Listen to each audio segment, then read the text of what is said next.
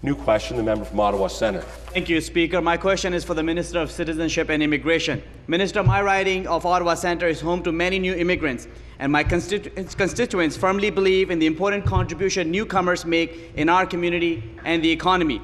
When immigrants arrive in our province, they rely on settlement services run in the community to help them get settled and find a job.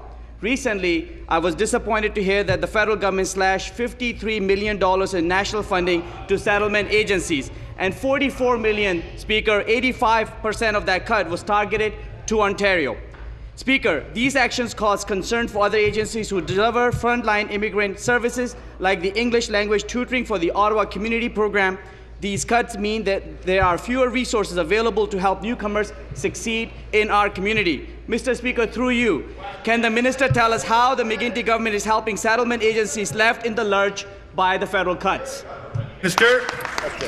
Well, thank you, Mr. Speaker. First, I'd like to thank the member from Ottawa Centre for the question and for his hard work on behalf of Ontario's newcomers.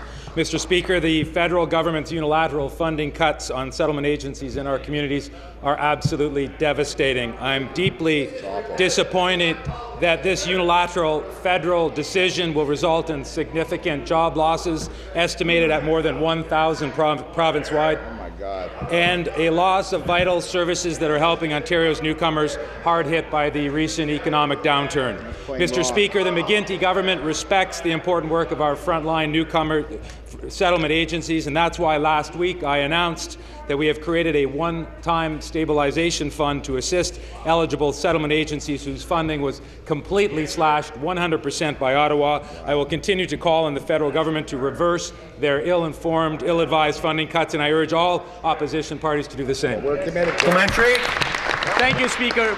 There is no doubt that the agencies serving newcomers in Ottawa are impacted by these cuts. In fact, every single settlement agency in my community has had their funding cut by the federal government. Minister, this demonstrates very clearly that we need to have a stable and sustainable agreement with the federal government on immigration. We need an honest partner in our federal government for reliable, adequate funding of Ontario's newcomers, and the province should have greater governance over newcomer settlement and a stronger voice in planning.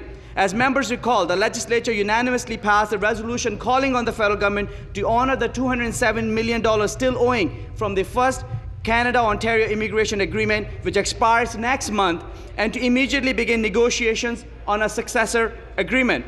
Minister, I understand that once the resolution passed, the federal government agreed and negotiations are underway. Mr. Speaker, will the minister tell us what progress Ontario has made in its negotiations with the federal government on a new Canada?